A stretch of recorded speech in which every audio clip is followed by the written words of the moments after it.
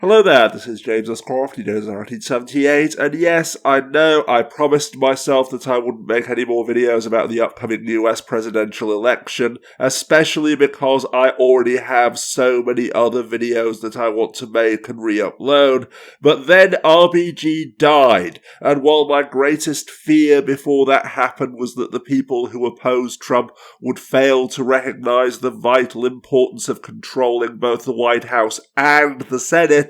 no one is ignoring the Senate anymore. Indeed, although her passing was a deep tragedy, the very fact that the civil and human rights of millions of Americans depended entirely upon a single 87-year-old former cancer patient surviving until the 20th of January next year is the defining proof of just how fundamentally broken the so-called beacon of democracy truly is, and the sickening reality that the grave-robbing ghoul Mitch McConnell couldn't even wait until her body was cold before announcing that he and his gaggle of bigoted parasites would do everything possible to steal her seat before November 3rd will hopefully be the final wake-up call for all Democrats who seek to reach across the aisle that no, the Republicans are so far beyond any concept of democratic norms or institutional forbearance, decorum, decency, civility, and bipartisan compromise that they can't even see them with a telescope on a nice clear night.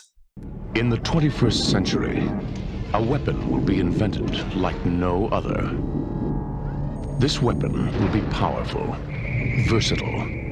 and indestructible. It can't be reasoned with. It can't be bargained with. It will feel no pity, no remorse,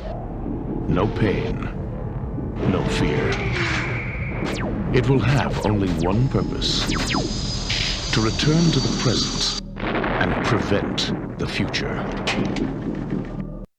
So make no mistake, my friends, America is now at a crossroads, even more so than it was before RBG's tragic passing, because as Anubis2814 put it in a recent blog post which he shared on Twitter, in 4 months, either Joe Biden will be president or the US will be fascist. There is no in-between. After all, the reason why Trump and Mitch McConnell are rushing to fill Ruth Bader Ginsburg's seat is that Trump's only hope of remaining president and thus avoiding prison is to declare victory before all of the mail-in ballots are counted, and then either relying on a rigged Supreme Court to make him president, just as it did for George W. Bush back in 2000, or condemn the ensuing protests as riots and use them as an excuse to declare martial law, effectively appointing himself president for life. So what can you do to prevent this? First of all, if you live in a state with a Republican senator who fears being voted out in November, Google their office number and call them in person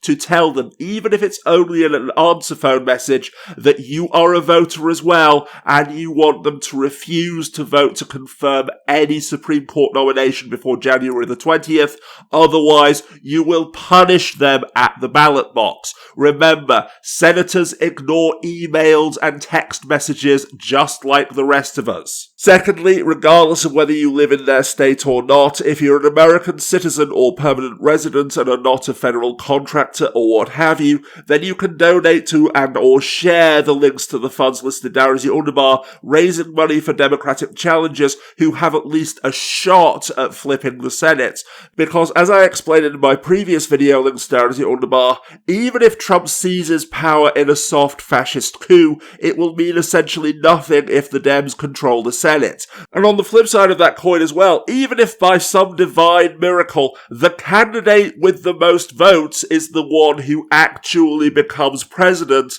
a situation that the American electoral system was deliberately designed to prevent, then it will mean essentially nothing if Moscow Mitch still controls the Senate and is pushing through his party's fascist agenda, doing everything possible to ensure that even if you can vote next time, your vote will not be counted. Meaning that thirdly, and perhaps most importantly of all, vote blue no matter who. Vote blue up and down the ballot. Vote blue as if your right to vote and perhaps even your very life depends on it, because that may actually be the case. And although this may mean risking your health, if you decide that it's worth the risk and can't vote early enough to ensure that your vote will be counted, try to vote on election day itself in order to counteract the millions of maggots who believe the virus is a hoax and whose votes, like coronavirus deaths,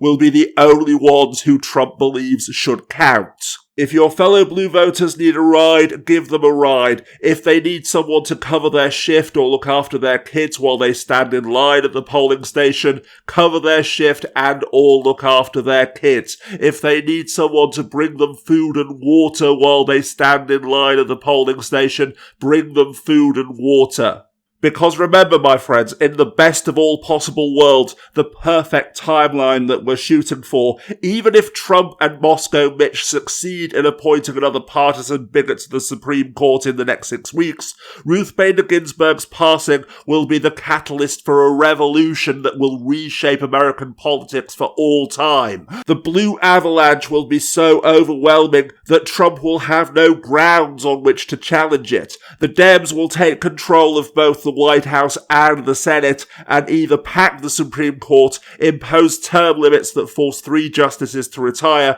or otherwise render Mitch's power grab utterly null and void. They will make DC and Puerto Rico states, creating 4 new Senate seats and going some way to impose democracy on a Senate that was designed to only represent and serve the interests of white men. And most decisively of all, the fact that Mitch McConnell even attempted to force through a Supreme Court nomination this close to an election will ensure that no one who opposes the Republicans will ever be naive, ignorant, or self-righteous enough to believe that not voting or voting for a bullshit third-party candidate is ever an option ever again. But as I say though, that is only the best possible future, and the other alternatives range from anything from only 4 more years of Trump and McConnell, plus a Republican-controlled Supreme Court, free to strip everyone who isn't a straight, white, cisgendered and Christian Republican voting man of their rights,